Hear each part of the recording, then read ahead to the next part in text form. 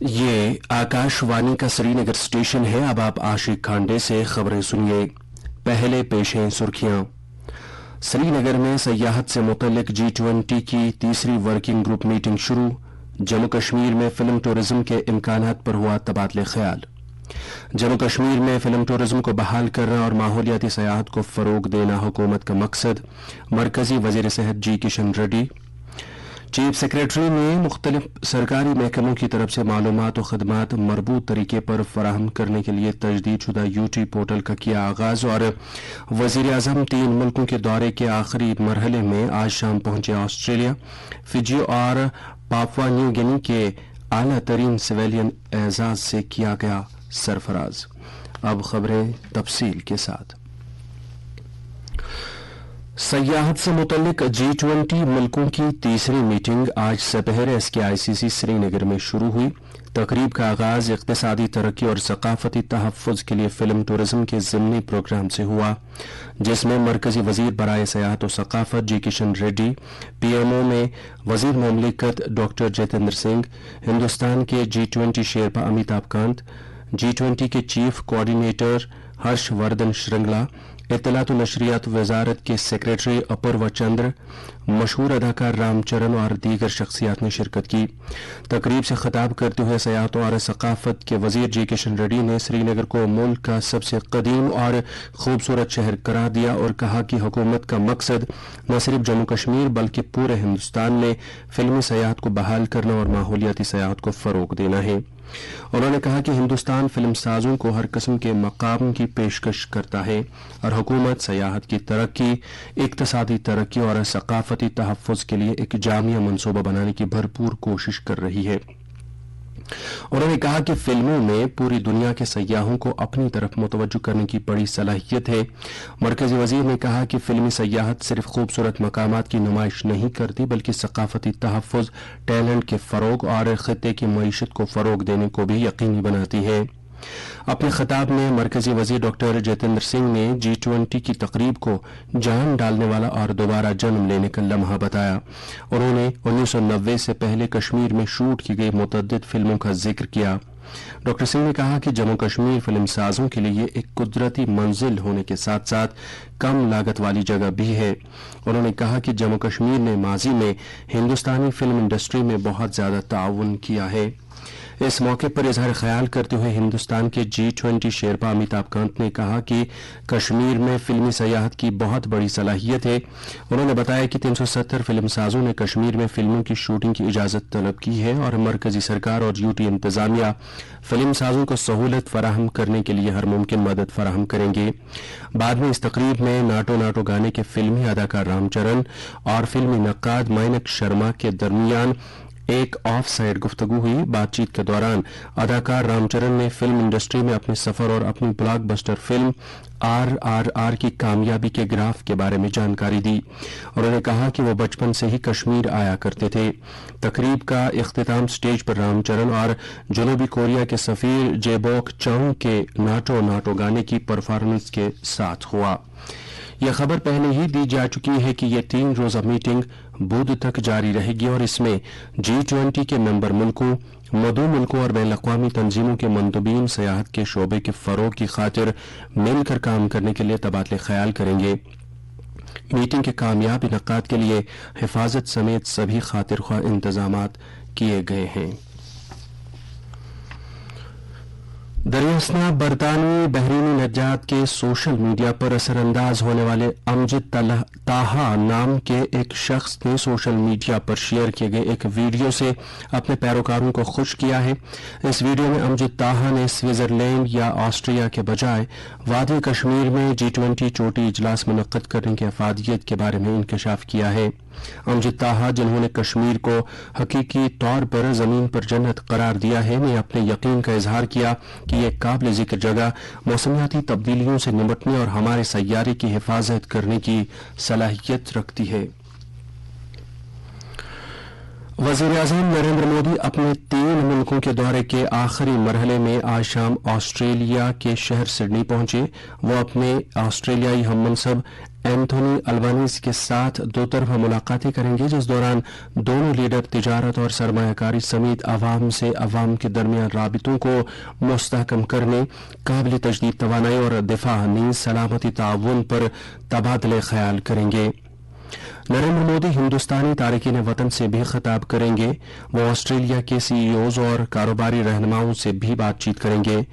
Australia کے لیے روانہ ہونے سے پہلے وزیر اعظم کو ان کی عالمی قیادت کے صلے میں فجی کے اعلیٰ ترین شہری اعزاز the Companion of the Order of Fiji سے نوازا گیا۔ انہوں نے اپنے فجی ہم منصب سٹیونی ربوکا سے تمغہ وصول کیا۔ نریندر مودی نے ایک ٹویٹ میں سٹیونی روبوکا کا ایوارڈ کے لیے شکریہ ادا کیا۔ انہوں نے فجی کے عوام اور حکومت کا بھی شکریہ ادا کیا۔ انہوں نے کہا کہ یہ ہندوستان کے لوگوں کے لیے اعزاز اور دونوں ممالک کے درمیان مضبوط تعلقات کی پہچان ہے۔ پاپوا نیو گنی کے گورنر جنرل باب ڈاڈی نے بھی وزیر اعظم کو ملک کا سب سے بڑا شہری اعزاز Grand Companion of the Order of Logohu سے نوازا۔ انہیں بحر الکاہل کے جزیرے کے ممالک کے اتحاد کی مقصد کی حمایت کرنے اور عالمی جنوب کے مقصد کی قیادت کرنے پر یہ ایوارڈ دیا گیا۔ وزیر اعظم نریندر مودی نے تینوں ملکوں کے دورے کے دوسرے پڑاؤ میں پاپوا نیو گنی کے اپنے ہم منصب جیمز مراپے کے ساتھ میٹنگ کی اور دو طرفہ تعلقات کے وسیع سلسلے پر تبادلہ خیال کیا۔ ایک ٹویٹ میں وزیر اعظم نے کہا کہ پاپوا نیو گنی کے وزیر اعظم جیمز مراپے اور ان کی بہت نتیجہ خیز بات چیت ہوئی، جس میں ہندوستان اور پاپوا نیو گنی کے درمیان دو طرفہ تعلقات کی مکمل حد کا احاطہ کیا گیا۔ پاپوا نیو گنی کا کسی بھی بھارتی وزیر اعظم کا یہ پہلا دورہ تھا۔ جموں شہر کے مضافاتی علاقے مجین کے خوبصورت شیوالک جنگلوں میں واقع تروپتی بالاجی مندر کا تعمیراتی کام حتمی مرحلے میں ہے اور اسے 8 جون کو کھولے جانے کا امکان ہے۔ جموں کے ہمارے نامہ نگار نے خبر دی ہے کہ یہ مندر شردھالوؤں کے لیے کھولا جائے گا اور اس میں مذہبی رسومات کا آغاز 3 جون سے ہوگا۔ 62 ایکڑ اراضی پر تعمیر کیے گئے تروپتی بالاجی مندر کو 30 کروڑ روپے کی تخمینہ لاگت سے تعمیر کیا گیا ہے اور یہ جموں خطے میں سب سے بڑے مندروں میں سے ایک ہوگا۔ اس مندر سے یوٹی میں مذہبی سیاحت کو بڑھاوا ملنے کی توقع ہے۔ جموں میں یہ مندر آندھرا پردیش سے باہر تروملا تروپتی دیو استھانمس کی طرف سے تعمیر کیے جانے والا چھٹا بالاجی مندر ہوگا۔ اس سے پہلے ٹی ٹی ڈی نے حیدرآباد، چنئی، کنیا کماری، دلی اور بھونیشور میں اس طرح کے مندر قائم کیے ہیں۔ Chief secretary doctor Arun Kumar Mehta نے commissioner secretary I T Prerna Puri کی موجودگی میں سری نگر میں آج تجدید شدہ یوٹی پورٹل کا آغاز کیا۔ یہ پورٹل جدید سہولیات سے لیس مختلف سرکاری محکموں کی طرف سے جانکاری و خدمات کو مربوط طریقے پر فراہم کرنے کے لیے ایک سنگل ونڈو پلیٹ فارم ہے۔ چیف سیکریٹری نے اس پلیٹ فارم کو قائم کرنے کے لیے محکمہ اطلاعاتی ٹیکنالوجی اور NIC کی سراہنا کی۔ انہوں نے کہا کہ یہ پورٹل ان سبھی لوگوں کے لیے ون سٹاپ سولوشن کا کام کرے گا جو یوٹی کے مختلف پہلوؤں کے بارے میں جانکاری یا خدمات حاصل کرنا چاہتے ہوں۔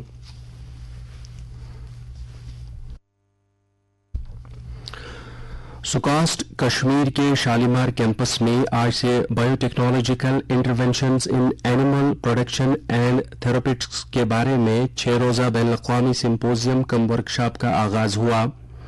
یونیورسٹی کے division of animal bio technology کی طرف سے منعقدہ اس سمپوزیم میں ممتاز قومی و بین الاقوامی سائنسدان شرکت کر رہے ہیں اور اس کا مقصد مختلف قومی و عالمی اداروں سے تعلق رکھنے والے ماہرین، محققین، نوجوان سائنسدانوں اور ماہرین تعلیم کو ایک ساتھ لا کر بایو ٹیکنالوجی میں جدید ترقی اور تکنیکوں کے بارے میں تبادلہ خیال کرنا ہے۔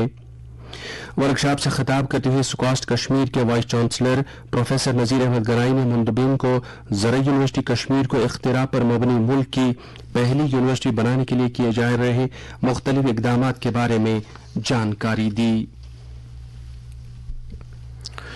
Jammu and Kashmir Board of School Education نے رواں تعلیمی سیشن سے بورڈ سے منسلک سبھی اسکولوں میں CBSE کی طرز پر 9ویں سے لے کر 12ویں جماعت تک سلیبس و کتابوں میں معقولیت لانے کا فیصلہ کیا ہے۔ بورڈ کی ایک نوٹیفکیشن میں بتایا گیا ہے کہ یہ قدم قومی تعلیمی پالیسی 2020 کے رہنما خطوط کے تناظر میں لیا گیا ہے، جس میں کتابوں کے مواد کے بوجھ کو کم کرنے اور ایکسپیریمنٹل لرننگ کے لیے مواقع فراہم کرنے پر زور دیا گیا ہے۔ نوٹیفکیشن میں کہا گیا ہے کہ حذف شدہ مواد مواد کے ساتھ ریشنلائزڈ سیلیبس کو بورڈ کی ویب سائٹ پر مناسب وقت پر دستیاب کرایا جائے گا۔ ڈپٹی کمشنر بانڈی پورہ اویس احمد نے نیشنل ہیلتھ مشن کی مشن ڈائریکٹر آیوشی سودھن کے ساتھ بانڈی پورہ ضلع کے صحت اداروں میں کایا کلپ اور نیشنل کوالٹی ایشورنس سٹینڈرڈز پروگراموں کی عمل آوری کا آج تفصیلی جائزہ لیا۔ دونوں افسروں نے صحت اداروں میں ہیلتھ کیئر کی خدمات میں بہتری لانے اور صفائی ستھرائی کو یقینی بنانے میں حاصل کی گئی پیش رفت کا جائزہ لیا۔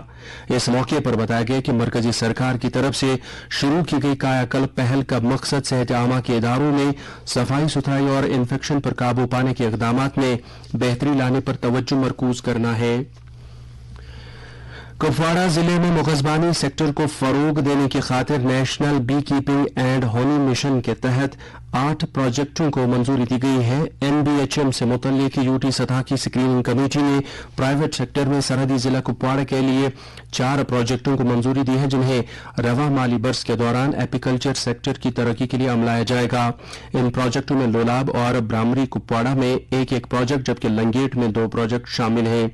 ان کے علاوہ مزید 4 پروجیکٹوں کو بھی منظور کیا گیا ہے جن کا تعلق مغزبانی سیکٹر کی ترقی سے ہے۔ رامبن ضلع کے کھاری تحصیل میں آج صبح اس وقت ایک شخص کی موقع پر ہی موت واقع ہوئی جب 5 مسافر جن میں 3 بچے شامل تھے زخمی ہوئے جب ایک ٹاٹا سومو گاڑی نچلانا سے ٹرانا گاؤں جاتے ہوئے نچلانا کھاری لنک روڈ پر گہری کھائی میں جا گری۔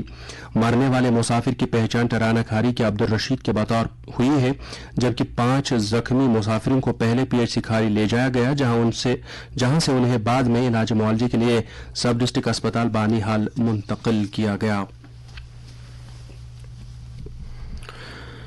ریزرو بینک آف انڈیا کے گورنر شکتی کانت داس نے کہا ہے کہ 2000 روپے کے بینک نوٹوں کو واپس لیا جانا کرنسی کے بندوبست کا حصہ ہے۔ انہوں نے کہا کہ ریزرو بینک طویل عرصے سے کلین نوٹ پالیسی پر عمل کر رہا ہے۔ انہوں نے کہا کہ ریزرو بینک وقتاً فوقتاً ایک مخصوص سیریز کے نوٹ واپس لیتا رہا ہے اور نئے نوٹ جاری کرتا رہا ہے۔ آج نئی دلی میں نامہ نگاروں سے بات کرتے ہوئے شکتی کانت داس نے کہا کہ 2000 روپے کے بینک نوٹ ان نوٹوں کی جگہ لائے گئے تھے جنہیں نوٹ بندی کے بعد واپس لے لیا گیا تھا۔ انہوں نے کہا کہ مقصد پورا ہو گیا ہے اور اب چلن میں کافی نوٹ ہیں۔ RBI کے گورنر نے یہ بھی کہا کہ بینکوں سے کہا گیا ہے کہ وہ 2000 روپے کے نوٹ بدلنے کے لیے ضروری انتظامات کریں۔